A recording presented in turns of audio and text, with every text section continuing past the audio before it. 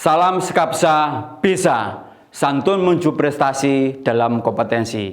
Oke, baik pelajar Skapsa, pada video pembelajaran kali ini, marilah kita simak materi pembelajaran kali ini. Bismillahirrahmanirrahim. Assalamualaikum warahmatullahi wabarakatuh. Baik anak-anakku sekalian, masih di pertemuan pembelajaran daring kali ini di mata pelajaran gambar teknik manufaktur kelas 11. Di pertemuan yang keempat ini, kalian saja untuk belajar tentang materi persiapan menggambar 2D dengan CAD. Sebelum mulai materi di pertemuan yang keempat ini, sebelumnya saya ingin tahu kabar kalian untuk hari ini. Mudah-mudahan kalian diberikan oleh Allah Subhanahu wa Ta'ala kesehatan yang berlebih sehingga kalian bisa mengikuti pembelajaran daring kali ini, dan tentunya salam sehat selalu untuk kalian semuanya. Sebelum kita lanjut tentang uraian materi di pertemuan yang keempat, kita sedikit mereview materi pertemuan yang ketiga tentang memahami konsep dasar CAD. Yang pertama,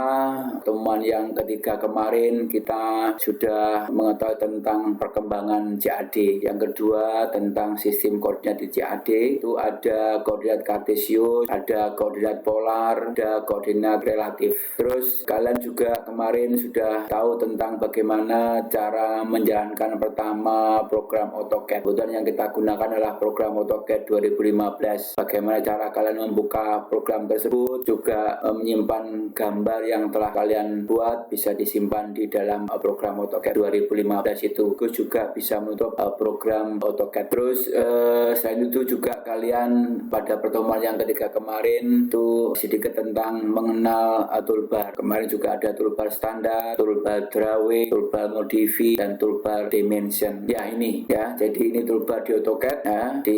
Ada beberapa icon di dalam kelompok toolbar standar. Ini icon seperti ini nanti namanya lah key new. Artinya juga untuk membuka file yang tersimpan dalam template baik extension di wiki maupun di WS ya. Juga ada open, ada save, ada plotter, ada cut, copy sampai dengan zoom previous. Ini adalah kelompok-kelompok icon pada toolbar standar. Sedangkan pada toolbar draw atau drawing, ada line, ada construction line, ada polyline, ada polygon, sampai dengan multi line text atau membuat teks. Ini adalah kelompok-kelompok untuk toolbar drawing. Terus juga ada toolbar modify. Modify ada erase, ada copy, ada mirror, sampai dengan chamfer dan file. Sedangkan untuk toolbar dimension itu untuk membuat garis ukur gambar seperti ini iconnya. Ada linear, ada arcs, sampai dimension stylenya. Ini adalah termasuk kelompok-kelompok toolbar dimension. Menginjak ke uraian materi di kegiatan pembelajaran materi di pertemuan yang keempat ini, yaitu mempersiapkan menggambar 2D di CAD. Tujuan pembelajarannya, setelah menyelesaikan kegiatan pembelajaran ini, siswa dapat mengidentifikasi antara lain yang pertama mengkaji persiapan menggambar teknik, yang kedua menentukan ukuran kertas, yang ketiga menganalisis konsep aplikasi CAD, yang keempat menjelaskan macam-macam pandangan, yang kelima mengetahui fungsi etiket gambar atau nanti kita membuat template di AutoCAD, yang keenam mengeset bidang gambar. Jadi yang keenam itu adalah men-set bidang gambar, yang ketujuh mengubah setting gambar dan membuka gambar ya. Itu harapannya setelah kalian mengikuti pembelajaran daring di kegiatan pembelajaran yang keempat ini, kalian nanti paling enggak ada 7 kompetensi yang kalian akan dapatkan di dalam mempelajari di materi pertemuan yang keempat. Kalau waktunya tidak cukup, nanti kita lanjutkan di pertemuan yang kelima ya. Pertemuan masih mengulas persiapan menggambar 2D dengan CAD. Baik anakku sekalian, di dalam persiapan menggambar 2D dengan CAD ya, paling enggak kalian tahu cara merencanakan gambar ya. Jadi rencana yang efektif dapat memperkecil waktu yang diperlukan untuk menyelesaikan suatu gambar. Biasanya pengesetannya suatu gambar meliputi banyak faktor yang mempengaruhi kualitas dan akurasi dari gambar akhir, sehingga AutoCAD akan membangun proses perencanaan menjadi lebih mudah, yaitu dengan memilih dan menetapkan terlebih dahulu yang pertama itu adalah ukuran kertasnya dulu. Jadi ukuran kertas itu yang dipakai apakah A4 atau A3, di mana gambar akan dicetak. Yang kedua adalah satuan yang akan digunakan. Biasanya kita menggunakan milimeter. Yang ketiga, kepresisian yang dipergunakan untuk gambar. Yang keempat, nama gambar atau etiket gambar. Jadi dalam merencanakan gambar, ya paling nggak kalian ada 4 langkah ini. Ukuran kertasnya yang harus kalian set dulu, ya, apakah A4 atau A3 dan sebagainya, ya. Dan nantinya untuk sebagai tempat gambar dan akan dicetak. Yang kedua adalah satuannya, harus satuannya milimeter. Terus tentang kepresisian yang diperlukan untuk gambar. Ya, yang keempat adalah nama gambar. Baik anak sekalian, di dalam menetapkan ukuran kertas gambar ada dasar turunan kertas gambar. Jadi ukuran kertas gambar didasarkan atas ukuran A0 dengan luas standarnya adalah 1 meter persegi, di mana 1 meter persegi itu adalah 1 juta milimeter persegi, ya, dengan perbandingan panjang dengan lebar, di mana panjang dengan lebar itu sama dengan sisi dibanding diagonalnya. Jika sisi itu sama dengan X dan diagonalnya sama dengan Y, maka diagonalnya itu adalah Y sama dengan X akar 2, di mana nilai X merupakan lebar kertas gambar dan nilai Y merupakan panjang kertas gambar. Ya, ini seperti ini. Jadi inilah X, di mana diagonalnya Y sama dengan X akar 2, ya. Y sama dengan X akar 2, ya. Luasnya adalah A0 itu adalah 1 meter persegi atau 1 juta milimeter persegi, di mana patokan ukuran kertas gambarnya A0 itu 1 juta milimeter persegi adalah merupakan hasil kali antara X dengan Y. X kali Y temu 1 juta milimeter persegi, di mana X adalah X kali, di mana Y-nya adalah ini, ya, Y sama dengan X sama dengan akar 2 sama dengan 1 juta meter persegi. Maka kalau X pangkat 2-nya itu sama dengan 1 juta, ya, dibagi akar 2 ketemu 707.106,7 mm. Jadi 707.106,7 mm, di mana X sama dengan akar 707.106,7 itu sama dengan 840,86 mm, sehingga Y-nya 840,89 ini dikalikan akar 2 ketemu Y-nya adalah 1189,19 mili. Jadi ukuran kertas gambar berikut ini, di mana A1 ada turunannya setengah dari A0 dan untuk A2-nya adalah setengah dari ukuran dari A1. Terus A2 juga demikian, setengah dari A2. Kalau A4 setengahnya dari A3. Itu. Nah, ini akhirnya ketemu seperti ini, ya. Ini dasarnya adalah ukuran dari A0, ya. Terus dibagi-bagi seperti itu sehingga ketemu A1, A2, A3, A4. Ini ukurannya A0 841 kali 1189 mm, ya, sampai dengan A10 26 kali 37 mm. Tapi yang sering nanti kita pergunakan itu adalah A4 ini 210 kali 297 mm.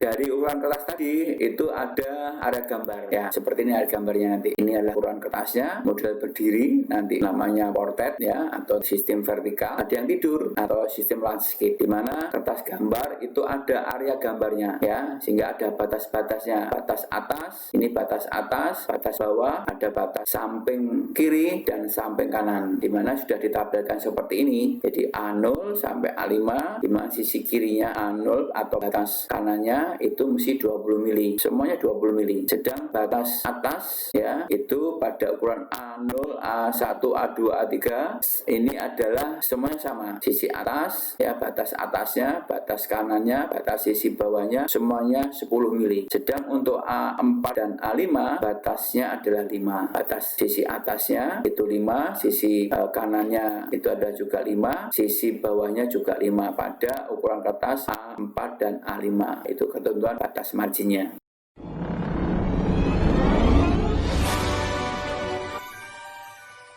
Baik, anak-anak sekalian, sekarang macam-macam pandangan.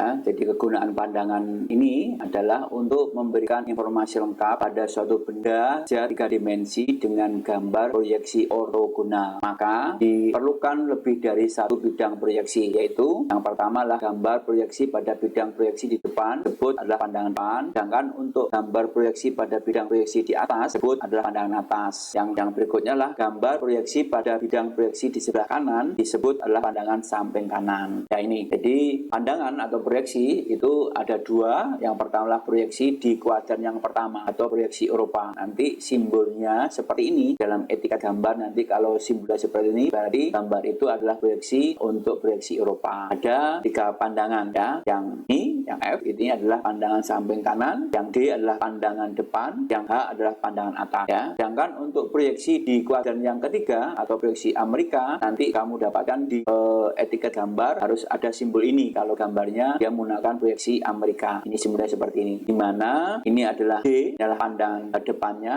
H adalah pandangan atasnya, B ini adalah pandangan samping kanannya. Baik anak-anak sekalian, sekarang kita mempelajari jenis garis dan penggunaannya.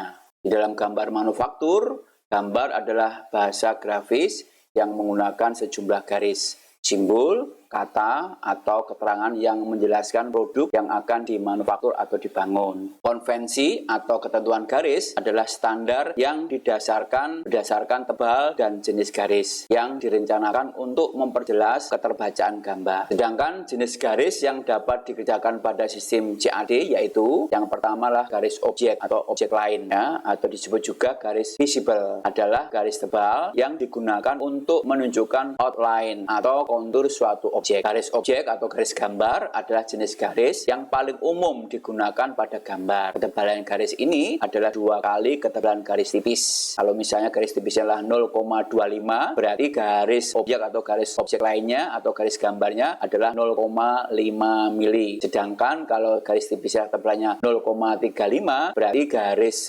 objeknya ini adalah 0,7 mili. Ini contohnya. Ini adalah garis gambar atau garis objek atau objek lain. Ketebalannya 2 kali dibanding dengan garis tipisnya ya. Terus berikutnya lah garis tersembunyi atau hidden line, sering disebut garis putus-putus, digunakan untuk melukiskan bagian yang tak terlihat dari suatu objek atau gambar. Tebal dari garis ini adalah 3 mm dengan panjang per strip adalah 3 mm dengan spasinya 1,5 mm. Karena itu garis ini perlu diperhatikan ketika gambar di skala. Nah inilah contoh, coba perhatikan kursor saya, adalah contoh dari garis tersembunyi ya. Baik, berikutnya adalah garis sumbu atau centerline. Garis sumbu menempatkan suatu lingkaran atau arkus atau busur dan menunjukkan sumbu suatu objek silinder atau bentuk silinder. Garis sumbu ini tipis dan terdiri dari garis bersepasi antara garis panjang, sekitar panjangnya 19 sampai 38 mm ya, atau garis pendeknya adalah 3 mm. Sementara spasi diantaranya adalah 1,5 mm. Garis sumbu pendek harus berada pada ujung suatu lingkarannya ya. Ini ya. Jadi seperti ini. Inilah garis sumbu ya. Thread panjang, thread pendek ya. Jadi thread panjang, spasi, thread pendek, spasi, thread panjang. Di mana thread panjangnya adalah sekitar 19 sampai 38 mili. Spasinya adalah 1,5 mili dan thread pendeknya adalah 3 mili ya. Ini. Jadi kalau bentuk lingkarannya berarti thread pendeknya harus pada titik pusatnya ya, pada titik pusatnya. Ini. Berikutnya adalah garis ekstensi. Ada garis tipis yang digunakan untuk menunjukkan ekstensi dari suatu garis ukuran. Garis ekstensi dimulai 3 mili sebelum garis objek. Jadi tidak menyatu antara garis objek dan garis ekstensi, tidak menyatu, ada jarak sekitar 3 mili. Jadi garis ekstensi bisa saja melalui atau mengenai garis objek, garis tersembunyi, dan garis sumbu, tetapi tidak boleh mengenai garis dimensi. Ini contohnya. Ya, inilah garis ekstensinya. Jadi antara garis objek atau gambar dan ekstensi tidak menyambung, tapi ada spasinya sekitar 3 mm ya. Ini ada dua garis ekstensi yang menunjukkan batas ya, batas dari ukuran ya. Nih. Terus berikutnya adalah garis dimensi, garis tipis yang ditempatkan antara garis ekstensi ke penunjukan ukuran. Pada gambar teknik, tanda panah merupakan pada gambar teknik, tanda panah berada pada ujung garis dimensi.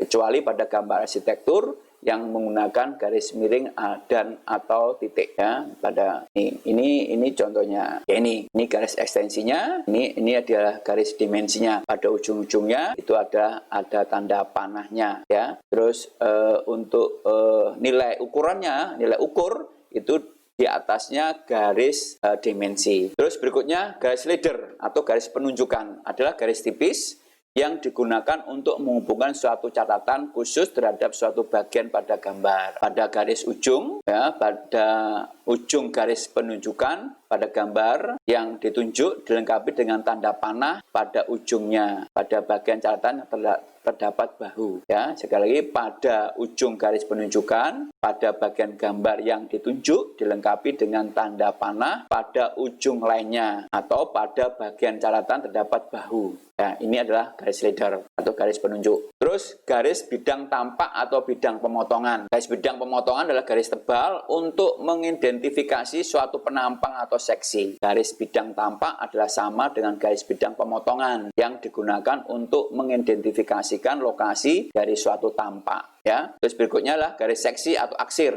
Ada garis tipis yang digunakan untuk menunjukkan di mana material bagian yang dipotong. Ini seperti ini ya. Nah, yang dipotong terus kita aksir. Ya, ini adalah garis aksir ya, garis aksir atau garis seksi. Terus garis pemutus ya, garis pemutus menunjukkan di mana sebagian dari suatu objek dihilangkan untuk memperjelas gambar. Misalnya bagian yang terlalu panjang dapat diputus sehingga kedua ujung dapat digeser lebih berdekatan ya. Ini potong lebih berdekatan ya. Inilah contoh-contoh dari garis gambar, garis tersembunyi, garis sumbu, garis diagonal ini ya. Ini ada diagonalnya, ada garis seksi, garis potong, garis ulir, garis tensi, garis ya, dan garis aksir. Berikutnya adalah phantom line. Adalah garis tipis dengan beberapa garis strip panjang 19 sampai 38 mili tergantung pada ukuran gambar. Di antaranya oleh dua garis strip pendek 3 mm dengan spasi 1,5 mm.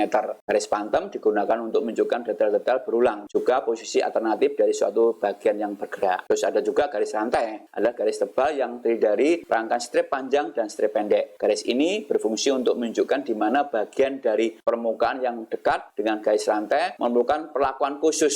Nah, ini garis rantai. Ya, inilah konvensi garisnya. Garis sumbu simetris tipis, garis phantom, garis rangkaian tebal, garis nyata tebal, garis bersembunyi tipis, garis seksi tipis. Nah, ini bentuk garisnya seperti ini. Terus ini garis ekstensi, garis dimensi seperti ini. Ini seharusnya harus di atasnya garis ukur untuk nilai ukurnya ya. Terus ada garis leader. Nah, seperti ini ada garis potong penampak ya, garis potong penampang ya, seperti ini. Nah, ini di ujung-ujungnya ada panahnya, ini tebal ya. Garis terus ini garis potong, pemotongan pendek tebal, ada juga pemotongan panjang tipis ya. Ini terus untuk ketebalan garisnya, kalau garis tipisnya 0,3 plus minus 0,3 berarti ini harus kita kalikan 2 untuk garis tebalnya plus minus 0,6 mm ya. Jadi diantaranya ya itu untuk konvensi garis ya. Contohnya seperti ini ya. Macam ukuran garis dan penggunaannya ya, macam garis baik juga thickness-nya atau ketebalan dan aplikasi untuk yang aplikasi digambar. Jadi ada macam garis, ada thickness-nya, ada ketebalannya, dan aplikasi digambar. Ya, ini. Untuk garis tebal, unbroken line atau tebal, itu ketebalan antara 0,5 mili sampai 0,7 mili. Penggunaannya atau aplikasinya garis tepi, garis gambar, dan garis ulir. Sedang untuk unbroken line atau tipis, ya itu antara 0,25 sampai 0,35. Penggunaannya atau aplikasinya untuk garis ukur, ulir, ekstensi, dan diagonal ulir. Yang untuk garis tersembunyi ukuran sedang seperti ini adalah 0,35 sampai 0,5 mili. Untuk aplikasinya garis tidak tampak. Ya, seperti tadi ya, garis untuk apabila itu ada pengerjaan untuk bore center. Terus garis titik, garis tebal atau pendek. Ya, ketebalannya adalah 0,5 sampai 0,7. Ini garis seksi, garis penampang. Ya, untuk aplikasinya. Yang untuk garis titik, garis tipis panjang 0,25 sampai 0,35 itulah merupakan garis sumbu. Ya. Ini. Terus garis bebas tipis ya. Ya, bebas tipis 0,25 sampai 0,35. Inilah untuk aplikasinya untuk garis potong. Nah, terus tidak kalah pentingnya ada beberapa macam aksiran. Aksiran di gambar teknik manufaktur biasanya menunjukkan bahan, ya, bahan dari benda kerja itu yang kita gambar nanti. Kalau bentuknya seperti ini, berarti inilah bahan dari baja dan baja istimewa. Bentuk aksiran seperti ini adalah untuk besi tuang. Ini adalah aluminium dan paduannya, bentuknya adalah baja cair. Sedang bentuk yang seperti ini aksirannya adalah logam putih, dan seperti ini ya aksirannya adalah besi tuang yang dapat ditempa. Nah, terus seperti ini ya, untuk seng dan air raksa. Sedang untuk aksiran seperti ini adalah paduan tembaga tuang. Ya, ini ada beberapa macam aksiran.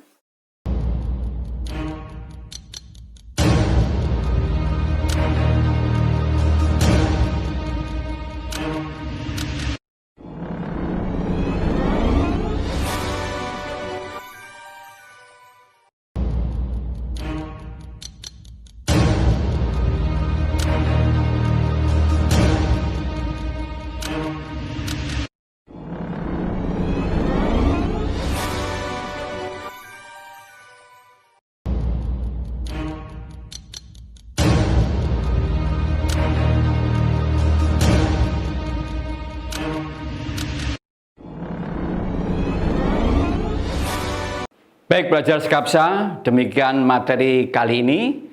Untuk pengumpulan tugas bisa melalui Google Classroom. Jangan lupa like dan komen untuk mendukung program ini. Klik subscribe dan tekan tombol lonceng supaya tidak ketinggalan informasi.